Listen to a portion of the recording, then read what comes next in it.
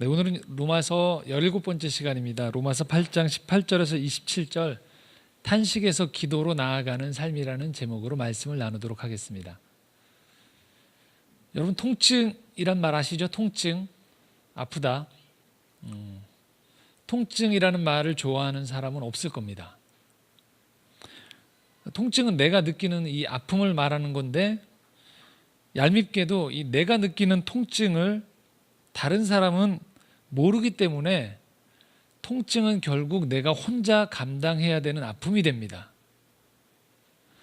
여러분 잘 아시는 그 프랑스 소설가 알퐁스 도테가 이런 말을 했어요.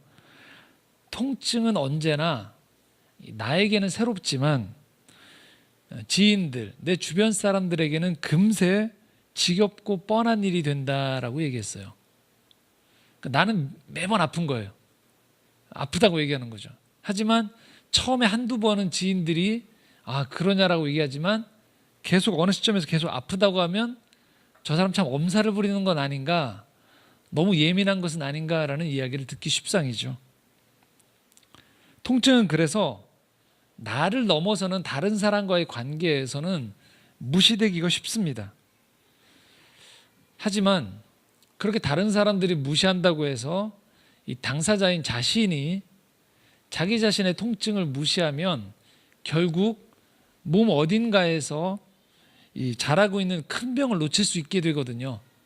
그렇기 때문에 결국 통증에 우리는 민감하게 반응할 수밖에 없게 되는 거죠. 최근에 한국 사회에서 이 미투 운동이 아주 크게 일어나고 있습니다. 미투라는 건 결국 영어로 미투, 나도 그래요라는 뜻이죠. 주로 시발점은 이 성폭력을 당한 사람들이 오랫동안 자신 혼자 숨겨왔던 이 피해 사실을 공개적으로 공개하기 시작하면서 그것에 동참한 다른 피해자들이 저도 그랬습니다라고 용기를 내서 고백하는 그 운동이죠. 결국 이것이 사회적인 어떤 공론화가 되어지는 현상이 미국에서부터 벌어졌고 이게 한국 사회에서도 벌어지기 시작했습니다. 자, 한 걸음 물러선 사람들이 볼 때 이런 얘기를 하기도 해요. 왜 그걸 이제야 얘기하느냐?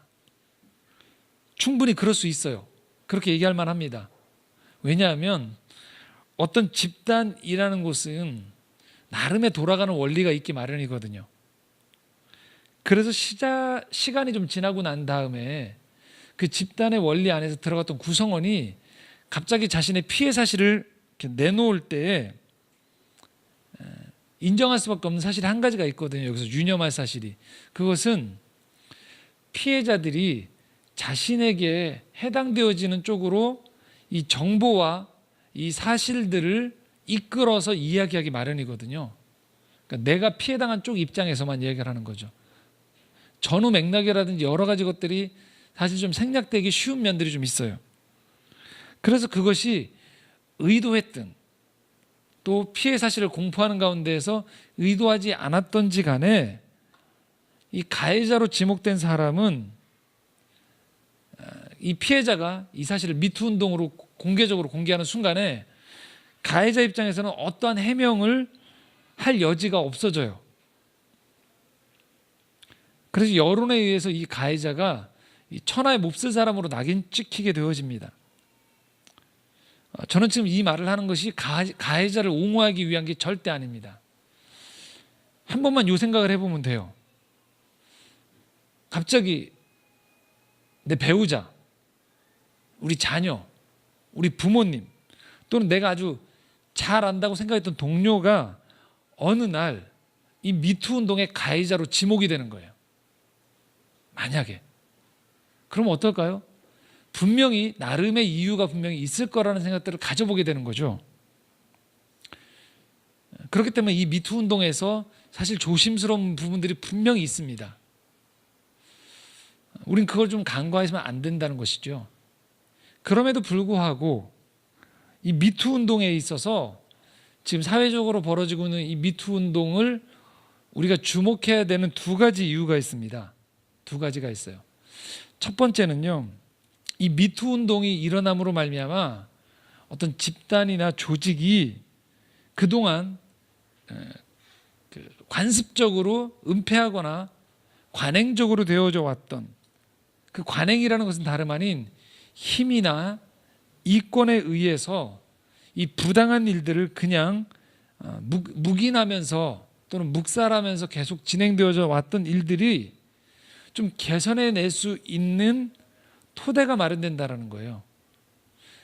이런 용기 있는 사람들이 미투 운동이 일어나지 않았더라면, 누군가 피해 사실을 공포하지 않으면 어떤 일들이 벌어지냐면 그 집단 안에서 제2의 제3의 또 다른 피해자가 계속 나오게 되어지고 그 피해자들이 그 이야기를 계속적으로 혼자 이 문제를 끌어안을 수밖에 없는 병폐가 나오게 되어진다는 것이죠.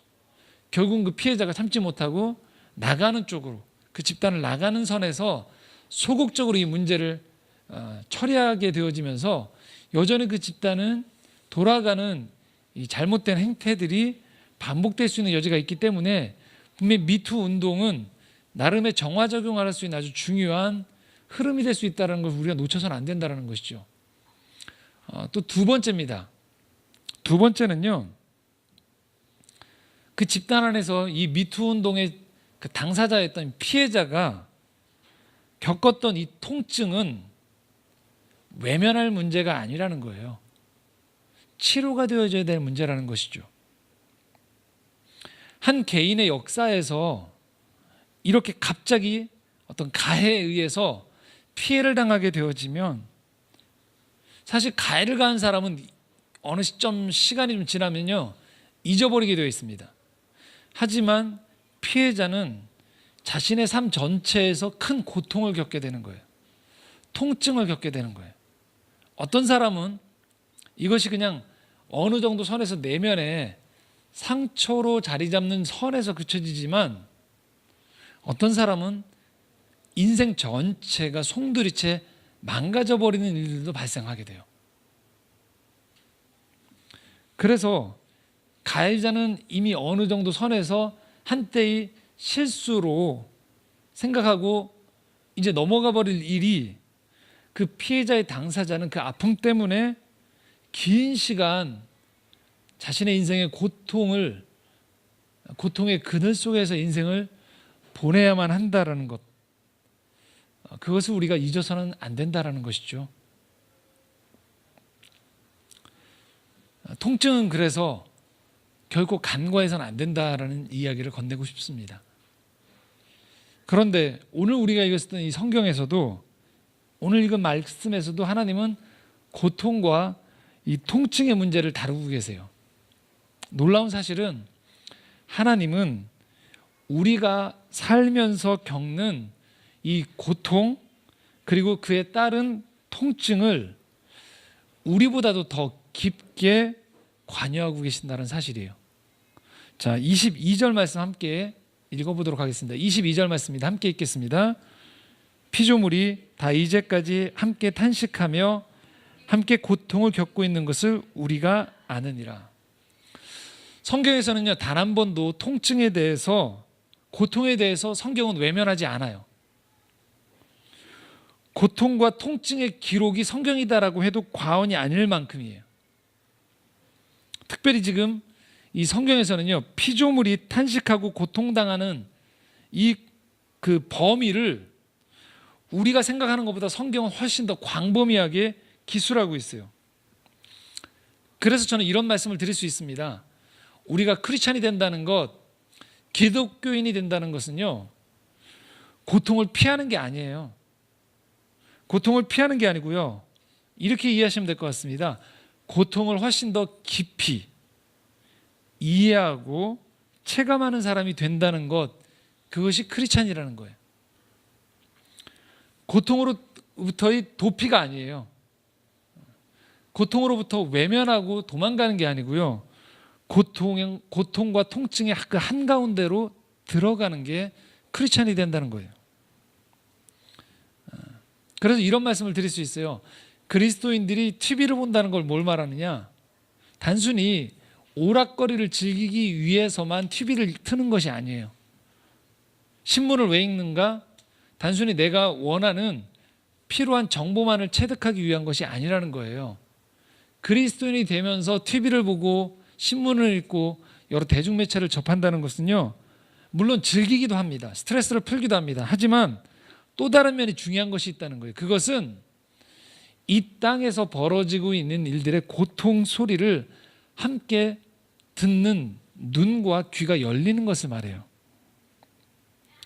그래서 그리스도인들은요, 크리스찬들은 세상에 대해서 둔감한 사람이 되는 게 아니에요. 도리어 세상에 대해서 예의를 갖추면서 세상의 아픔과 부조리함들에 대한 소리를 전에 같았으면, 내가 하나님을 몰랐을 때는요, 단순히 내 이익에 관계된 것이 피해가 될 때만 내가 예민해지는 거예요. 예를 들면 이런 거죠. 내가 요즘 집 문제에 예민해요. 그러면 오로지 신문을 펼쳐서 내가 관심 있는 경제면, 부동산만 펼쳐보고 신문을 덮는 것을 의미하지 않는다라는 거예요. 그래서 이 정책이, 부동산 정책이 단순히 나에게 이득이 되느냐 이득이 안 되느냐 이거 가지고 웃고 분노하고 그 정도 선에서 그쳐지는 것이 아니라는 거예요. 직접적으로 나와 관계가 없는 것 같지만 오늘도 이 땅을 살아가는, 이 땅에서 벌어지고 있는 일들에 대해서 내가 직접 그 현장에 나아가진 않지만 최소한 고통을 겪고 있는 사람이 있다는 것들을 내가 공감하고 통감하고 또 때로는 아파하고 조금 더 내가 여유가 있다라면 내 기도의 자리에서 그 문제를 끌어안고 함께 중보해주고 기도하는 것을 의미하는 거예요. 하나님은 이 땅의 피조 세계를 창조하시고 나서 이 피조 세계가 겪고 있는 죄로 말미암아 비롯되어진 고통들에 대해서 팔짱을 끼고 무감각한 신으로 존재하지 않으세요. 그분은 우리가 겪고 있는 고통에 대해서 너무나도 깊이 아신다라는 거예요. 자, 단순히 이 피조 세계에서만 벌어지는 이 세상의 고통만 그럴까요? 그렇지 않습니다. 23절에서부터 25절 말씀 이렇게 이야기하고 있습니다. 함께 읽도록 하겠습니다. 그뿐 아니라 또한 우리 곧 성령의 처음 익은 열매를 받은 우리까지도 속으로 탄식하여 양자될 것 곧 우리 몸의 속량을 기다리느니라. 우리가 소망으로 구원을 얻었음에 보이는 소망이 아니니 보는 것을 누가 바라리요. 만일 우리가 보지 못하는 것을 바라면 참음으로 기다릴지니라. 자, 이 말씀은 무슨 말씀이냐면요, 내가 기독교 신자가 되어지고 난 다음에 기독교 신자인 내 안에 내적으로 벌어지고 있는 고통에 대해서 이야기하고 있는 말씀이에요. 자, 크리스찬이 된다면, 그리스도인이 되면 고통이 없어질까요? 그렇지 않습니다. 혹여라도 그렇게 이야기하고 있는 설교자가 있다면 거짓말하고 있는 거예요. 그렇게 이야기하고 있는 교단이 있다면 거짓말하고 있는 겁니다.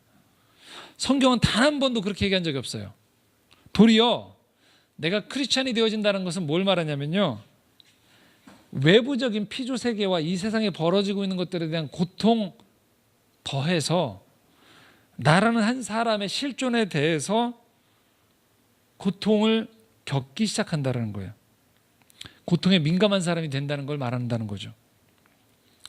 우리가 말씀을 배우기 시작해요. 성경을 읽기 시작해요. 그리고 하나님의 자녀가 되었다라고 우리가 교리적으로 배웁니다. 그리고 그것이 하나하나 내 삶에서 알아가기 시작하면 내가 인생을 홀로 살지 않기 때문에 거기서 오는 영혼에 대한 안정감 못지않게 이 세상에서 이 세상이 하나님의 뜻과 다르게 돌아가고 있는 것들을 내가 발견하고요. 그 속에서 내가 크리스찬으로 살아가는 것들 속에서 오는 외적인 갈등, 관계적인 갈등이 있기도 하고요. 내 내면에서 이 하나님의 뜻대로 살아가지 못하는 것들 또는 하나님의 뜻을 명백히 알지 못하는 데에서 오는 고통이 찾아오게 된다는 거죠. 그러면서 우리 마음에 기다림 하나가 생기게 돼요. 예전에는 그냥 뭔가 세상의 부조리함을 발견하면요, 그냥 욕해버리고 마는 거예요. 그런데 또 내가 뭔가 실수를 해요. 내가 기준치에 못 다다랐어요. 뭔가 윤리적으로 잘못을 보면 그냥 그럼 자책하거나 자기 합리화를 하고 말아버렸던 거예요. 하지만 우리가 하나님을 내 삶에 끌어들이기 시작하는 순간에, 하나님이 내 삶과 관계가 있다고 생각하고 하나님이 이 땅의 창조주라고 믿기 시작하는 순간에 우리는 이 모든 고통이 하나님과 관계되어 있음을 알고 그 속에 내가 들어간다는 것을 알면서 하나님을 찾기 시작하는 거예요. 그렇게 되어지면 우리 안에 이 기다림 속에서 그 고통이 찾아온다는 것을 의미합니다. 자, 마치 이런 거예요. 하나님을 믿지 않았을 때 나름의 고통이 있지만 하나님을 믿고 난 다음에 고통이 찾아온다는 것은 이런 것과 비슷합니다. 내가 아직 애인이 없어요. 외로운 거죠. 하지만 애인이 생기고 사랑하는 사람이 생기고 난 다음에도 여러분 고통은 찾아옵니다. 물론 그 애인과 맞지 않는 데서 오는 고통도 있지만 또 다른 고통을 말하는 거예요. 지금 말씀드리는 고통은 사랑하는 사람과 항상 함께 있지 못하는 것들에 대한 고통인 거예요. 그와 더 깊은 교감을 나누지 못하는 것들, 때는 그가 어딘가 멀리 떠났을 때 그를 보고 싶어하고 그와 더 긴밀한 사귐을 갖지 못하는 것들에 대한 고통과 기다림을 의미합니다. 기독교 역사를 보면요, 초대교회에 이런 고통이 있었어요. 크리스찬들이 마라나타라는 이 아람어를 헬라어로 표기한 이 표현이 있어요. 마라나타. 요한계시록에 보면 이 뜻은요, 주여 어서 오시옵소서, 주님 와주세요라는 뜻이에요. 초대교인들이 이 로마 황제의 핍박을 많이 받으면서 서로 간의 귓속말로 은밀하게 서로를 격려하면서 이렇게 인사를 나눴어요. 마라나타, 주님이 곧 오십니다. 주여 오시옵소서. 그래서 서로 참자라는 거예요. 기다리자라는 거예요. 그 초대교회 교인들의 신앙에는요, 이 마라나타 신앙이 있었어요. 이 고통의 순간에 주님이 와주실 때 겨우 이 고통이 해결되어지지 않겠습니까? 라는 거죠. 물론 초대교인들은 역사적으로 보면 당장 주님이 오실 줄 알았어요. 시간적으로. 하지만 그렇게 오시지 않았죠. 자, 그러면 오늘을 살아가는, 거의 2000년이 지난 오늘을 살아가는 우리는 이 마라나타 신앙이 필요 없을까요? 아닙니다. 필요합니다. 우리도 매일매일 삶 가운데에서 이 마라나타를 외치는 거예요. 마음에서 주님 이 고통의 자리에 찾아와 주시옵소서. 주님, 내가 하나님을 알았다라고 했지만 말씀에서 말씀과 내 삶의 간격이 너무 큽니다. 내가 내 속에 있는 다른 나로 말미암아 고통당하고 있습니다. 도대체 내가 어디로 가야 됩니까? 어떻게 살아야 됩니까? 어디에서 내가 평안을 얻을 수 있습니까? 주님, 세상 속에서 내가 하나님 뜻대로 살아가고 싶지만 세상이 너무 쉽지 않습니다. 그런 고통 속에서 우리는 스스로 마음속에서 탄식할 때 우리는 곧 마라나타를 외치는 거예요. 주님 와주십시오. 도와주십시오. 지금 제가 이 말씀을 나누는 가운데에서도 오늘 창조의 정원 예배를 드리는 이 가운데 겉으로는 평온하지만 그 마음속에 이 마라나타를 외치고 있는 분들이 분명히 있을 거라는 것이죠. 미래에 대해서, 관계에 대해서, 육체적인 아픔에 대해서, 정서적인 깊은 외로움 속에서 우리는 마라나타를 찾게 되어지는 것이죠. 그것이 바로 이 땅 속에서 아직 온전히 주님의 그 날이 임하기 이전에 이 땅을 살아가는 이 피조세계, 창조세계 속에 이 땅의 모든 피조물과 그 피조물의 한 일원인 인간이 겪게 되어지는 실존적인 고통과 통증이라는 거죠. 그것이 오늘 우리가 겪고 있는 실존이에요. 자, 그렇다면 그냥 기독교 신앙은 마냥 여기서 이 통증에 눈을 뜨고서 끝나는 걸까요? 그렇지 않다는 거예요. 26절과 27절 말씀에 오늘 하나님이 우리에게 이렇게 말씀하고 계십니다. 함께 읽도록 하겠습니다. 이와 같이 성령도 우리의 연약함을 도우시나니 우리는 마땅히 기도할 바를 알지 못하나 오직 성령이 말할 수 없는 탄식으로 우리를 위하여 친히 간구하시느니라. 마음을 살피시는 이가 성령의 생각을 하시나니 이는 성령이 하나님의 뜻대로 성도를 위하여 간구하심이니라. 아멘. 놀라운 말씀이에요. 어느 종교에서도 없는 이 선포가 지금 진리가 우리 가운데 들어오고 있어요. 다름 아닌 우리의 예배를 받는 그 신이, 하나님이, 삼위일체 하나님의 한 분이신 성령 하나님이 여러분이 또 이 땅의 피조 세계 속에 벌어지는 이 일들 속에서 고통이 있고 통증이 있는 그 자리에 찾아가신다는 거예요. 함께 하신다는 거예요. 그리고 거기서 함께 아파하신다는 거예요.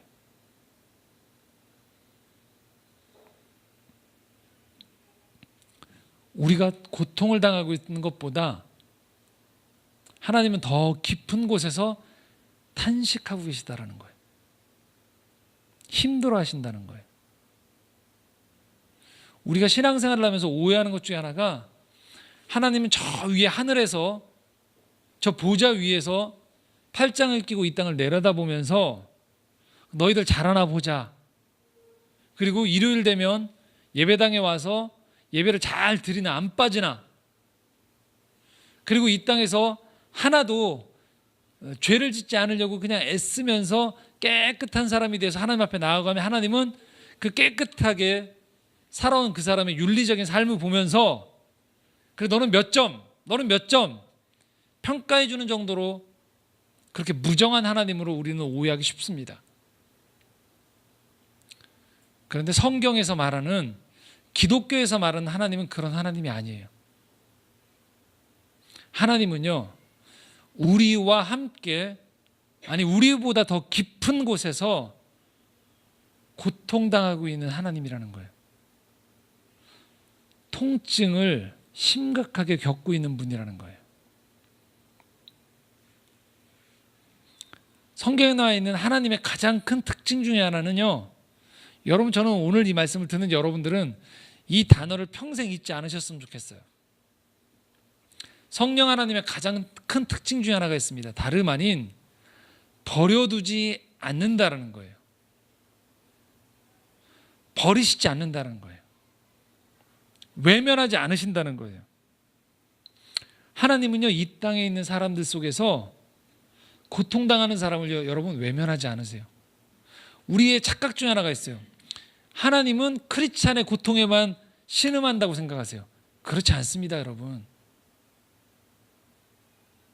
쪽방촌에서, 거리에서 어떤 사회적인 부조리함 속에서 고통당하는 사람들의 고통을 하나님은요, 똑같이 보세요. 하나님은 아파하십니다. 그곳에 사람들의 도움의 손길이 임하기 원하고요. 하나님 스스로도 이 땅의 문제들이 제도적으로나 여러 가지 환경적으로 개선이 되어지면서 그들이 덜 아파하기로 하세요.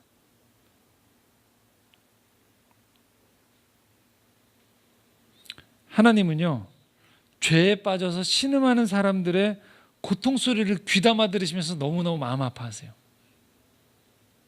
누군가 관계 속에서 상처받고 신음하며 아파하는 소리를 하나님은 오늘도 들으면서 아파하고 계세요.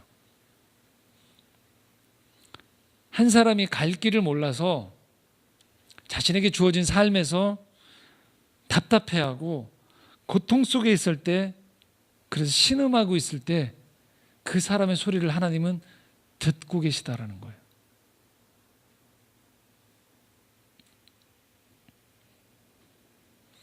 우리의 진정한 기도는요, 머리로 하나님을 아는 것 말고요, 또 부모님에 의해서 교회를 다니는 그 가족관계에서 오는 신앙 말고요, 진정으로 나의 하나님이 되는 순간은요, 내가 고통 속에서 하나님을 찾을 때 시작됩니다.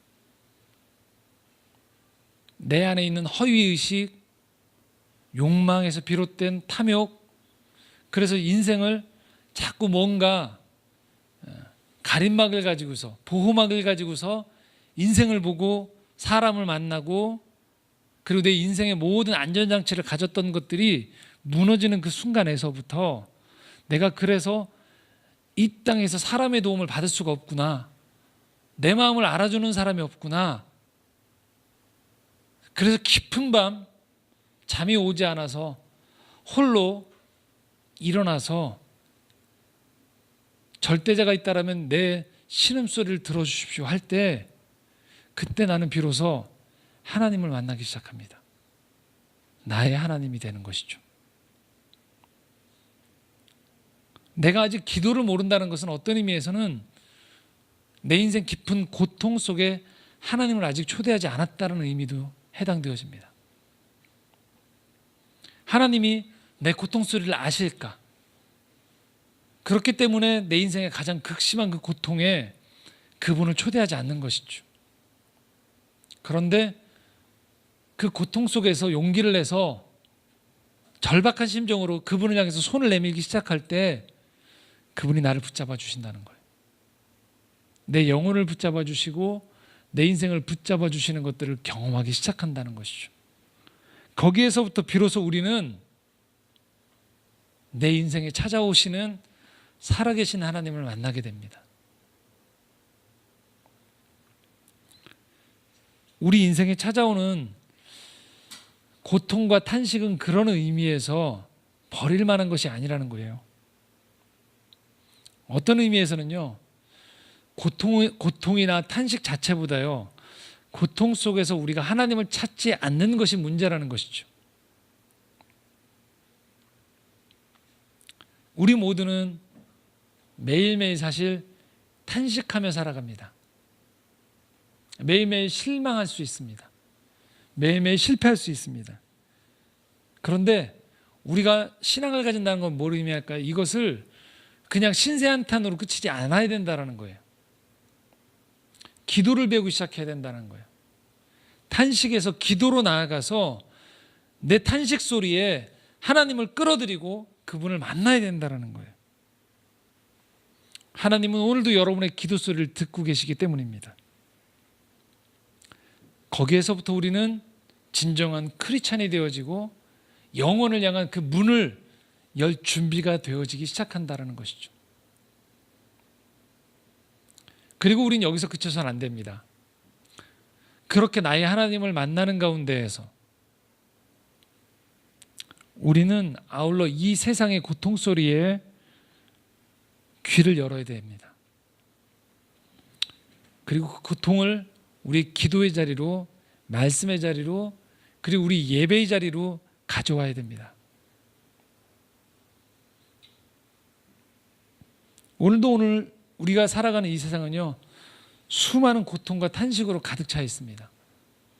하지만 세상은 자꾸 이런 것들을 가리려고 하죠. 이런 것들이 없다라고 자꾸 우리를 만들려고 하고요. 또 하나는 그 고통 자리에서 그렇게 신음하는 것은 인생의 패배자이기 때문에 당신이 더 많은 노력을 해서 그 패배자의 자리에서 뛰어넘어서 고통이 없는 곳으로 가자라고 계속 요청합니다. 그러기 위해서 더 많은 돈을 벌어야 되고, 더 많은 사람들을 거느려야 되고, 더 많은 편가르기 속에서 그 힘 있는 편에 들어가야지만 고통당하지 않을 거다라고 이야기하고 있습니다. 그곳에 하나님을 믿는 사람들이 들어가는 거예요. 왜 들어갈까요? 다름 아닌 치유자가 되라고 우리를 불러주시는 거예요. 저는 이 땅의 교육을 보면서 고통스럽습니다. 아이들이 제대로 놀지 못하고 어려서부터 끊임없이 미래를 담보 삼아서 끌고 들어와서 오늘의 아이다움을 잃어버린 채 아이들이 미래를 준비해야만 하는 그 현실이 참 고통스럽습니다. 바라보면서 부모님들이 자녀와 원만한 관계 이전에 자녀의 미래를 염두에 두면서 끊임없이 쓴소리를 해야 되고 끊임없이 더 좋은 부모가 되어져야만 하는, 그래서 부모 스스로도 계속적으로 이 쳇바퀴 속에서 함께 돌아가야만 괜찮은 부모처럼 여겨지는 이 땅의 교육 현실이 참으로 고통스럽습니다. 직장은 또 어떤가요? 더 많은 일을 해야만 합니다. 사장님도 고통스럽고 직원도 고통스러워요. 너무 좁은 땅덩어리에 너무 많은 기업과 너무 많은 사람들의 일을 찾고 있기 때문에 그렇습니다. 가정은 또 어떤가요? 어려서부터 우리가 계속적으로요, 경쟁하는 법을 배웠어요. 경쟁의 언어가 탁월합니다. 그래서 도무지 이 관계의 언어들에 서툽니다. 가정을 꾸렸습니다. 관계적으로 서로 알아가야 되는데 쉽지가 않은 거죠. 서로 간에 각자의 역할을 충실하는 것으로 상대방이 나를 다 이해했다고 생각해요. 부부간에, 부모와 자녀 간에, 친지들과의 관계 속에서 도무지 관계의 언어들이 개발되어지지 않아서 얼마나 많은 가정들이 화려한 결혼식은 하지만 결혼을 준비 못해서 고통당하고 있는지요.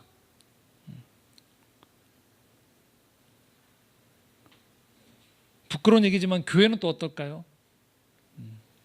교회도 예외가 아닙니다. 교회가 교회다워지지 못해서 너무나도 고통스럽습니다. 많은 교회들이 예배 속에 생기를 잃어가고 있습니다. 그냥 당위적으로 종교적인 리추얼로 예배를 참여하면서 마치 어느 한 곳에 보험을 들어두듯이 안 다니는 것보다는 차라리 교회를 다니는 것이 낫지 않을까 정도의 그냥 삶에 하나의 보험을 들듯이 그렇게 들어놓고 신앙생활을 하는 교회들이 얼마나 많은지 모릅니다. 생명에 자신의 생명을 걸고 생명을 살리고 생명의 살아남을 위해서 힘써야 될 지도자들이 근권과 자리와 명예 속에서 그들의 인생의 대부분의 시간을 허비해서 정작 교회의 생기가 사라지는 모습들이 얼마나 많은지 모르겠습니다. 그래서 세상도 교회다움이 없기에 교회 때문에 고통을 당하고요. 교회는 교회 내적으로 그들이 가지고 있는 교회답지 못함으로 인해서 고통을 당하고 있는 것이 오늘 우리 이 땅의 현실인 것이죠. 저는 결코 이 얘기를 하면서 제 스스로를 거기에서 슬쩍 빠진 상태로 이야기하고 싶지 않습니다. 저도 그 일원으로서 함께 책임이 있고 함께 고통을 당하기도 하고 이 고통을 위해서 기도하는 한 일원이라고 말씀을 드리고 싶습니다. 오늘 우리에게 필요한 것이 무엇일까요? 먼저는 그래서 이 고통에 대해서 외면하지 않는 것이죠. 그러나 고통에 대해서 외면하지 않는 것만으로는 우리는 이 고통을 이겨나갈 힘이 없습니다. 바로 이곳에 성령 하나님을 초대해야만 합니다. 고통의 전문가이신 그분 앞에 우리의 고통을 내놓아야 됩니다. 지혜를 구해야 됩니다. 함께 이 고통을 해결해 나아갈 수 있는 하나하나의 실타래를 풀기 위해서 그분 앞에 나아가야만 합니다. 그래서 이 땅의 고통을 외면하는 교회들, 크리스찬들이 아니고 이 고통의 실타래를 하나하나 풀어갈 수 있는 단서들을 찾기 위해 공부해야 되고 연구해야 된다는 것이죠.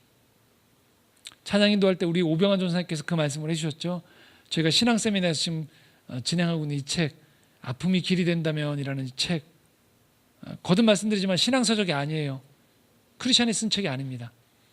그런데 저는 그 책을 지금 읽으면서 그 어느 책보다도 마음 아파하고 있어요. 가난한 지역일수록 더 많은 고통을 경험하고 있습니다. 뉴스를 보니까 어제 바로 저희 여기 필름포럼 옆에 있는 옆에 세브란스 병원에서 불이 났어요.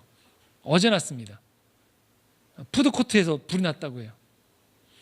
그 제가 저희 아내와 뉴스를 보면서 그 얘기를 했어요. 참 얄궂다라고. 왜 얄궂냐면 한 명도 부상당한 사람이 없었어요. 여러분 그런 사실 혹시 고민해 보셨나요? 저는 서울이고 대형 병원이 가지고 있는 이점이 분명히 있다고 생각해요. 푸드코트였기 때문이 아니에요. 1병동, 2병동이 나눠져서 1병동에 불난 사람들이 얼른 2병동으로 넘어갔다고 하더라고요. 그리고 방화벽이 빨리 쳐지고요. 소방차가 수십 대가 왔죠. 여러분 어떻게 생각하세요? 당연히 한 분도 안 다친 게 너무 감사한 일이죠. 그렇지 않습니까? 그런데 이 수도권 서울에 살고 있는 우리가 또한 인정해야 되는 것들 중에 하나가 뭘까요? 그 혜택을 받고 있는 거예요.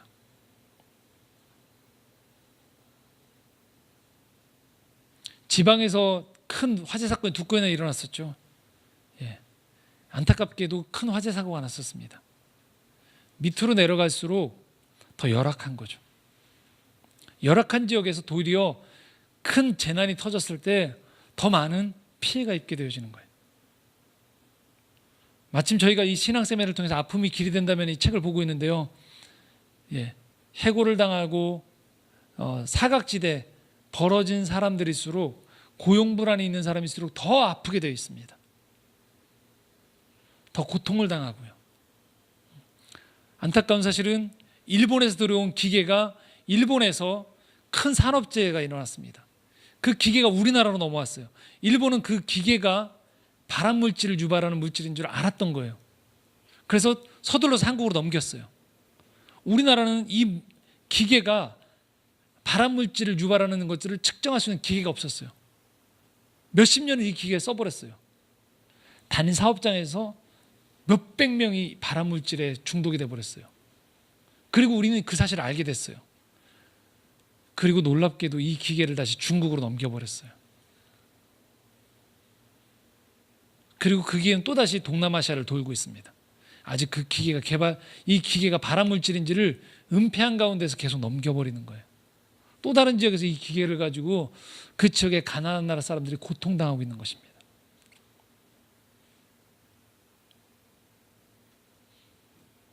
저는 당장의 답을 가지고 있다고 얘기할 수 없습니다. 이건 거대적인, 우리가 개인이 감당할 수 없는 큰 사회적인 맥락 안에 있기 때문에 그렇습니다. 하지만 우리가 적어도 그리스도인이 되었다라면 이런 문제들에 대해서 그냥 나는 여기 해당되지 않는다라고 하면서 그냥 안심이다라고 할 문제가 아니겠죠.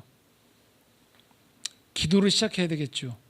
그리고 내가 영향을 줄 수 있는 범위 안에서의 사업장이나 그 관계들 안에서 함께 아파하기도 하고 이것들에 대한 제도적인 개선을 해 나아갈 수 있는 것, 때로는 그 약한 분들의 피해를 당한 사람들 편에서 힘이 되어줄 수 있는 것들에 우리가 동참하는 것들이 필요하겠다라는 것이죠.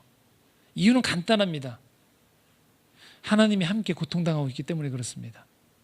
그리고 하나님이 그 고통 속에서 우리가 이것들에 참여해 주기를 원하신다는 것이죠. 말씀을 정리하겠습니다. 저는 오늘 너무 심각하게 인생의 모든 지구를 끌어안는 투사가 되자고 여러분께 말씀드리는 것이 아닙니다. 여러분이 살아가시면서 여러분의 고통을 하나님이 듣고 계시다는 거예요. 더불어서 이 땅에서 벌어지고 있는 고통이 나와 무관한 고통이 아니라는 거예요. 함께 한 피조물로서, 생명을 가진 사람으로서 함께 연결되어진 고통 속에 우린 살아가고 있다는 것이고요. 그러하기에 우리 모두에게는요, 이 우리의 고통을 아시는 하나님이 필요하다는 것입니다. 우리 예배를 받으시는 그 하나님이 예배를 받으시기만 하는 것이 아니고요, 성육신하사 오늘도 이 땅 가운데에서 우리와 함께 고통당하고 계세요. 그리고 이 고통을 우리가 함께 주님의 손과 발이 되어서 함께 풀어나가기를 원하신다는 것이죠. 그 부름에 우리 모두가 함께 초청되어진 것입니다. 바라기는 여러분의 고통을 주님 앞에 아뢰기를 원합니다. 주님, 내 두려움, 내 인생의 아픔을 주님 아시지요? 주님, 들어주시옵소서. 주님의 방법으로 내 인생의 길들을 하나님 그렇게 풀어주시옵소서라고 기도함과 동시에 나와 똑같은 이 땅의 사람들, 다른 사람들, 이 땅의 피조세계, 창조세계의 신음소리를 함께 통감하고 아파하며 이 땅의 문제들을 치유하는 그런 창조의 정원의 가드너, 정원사로서 여러분 모두 살아갈 수 있기를 간절히 소망합니다. 함께 기도하겠습니다.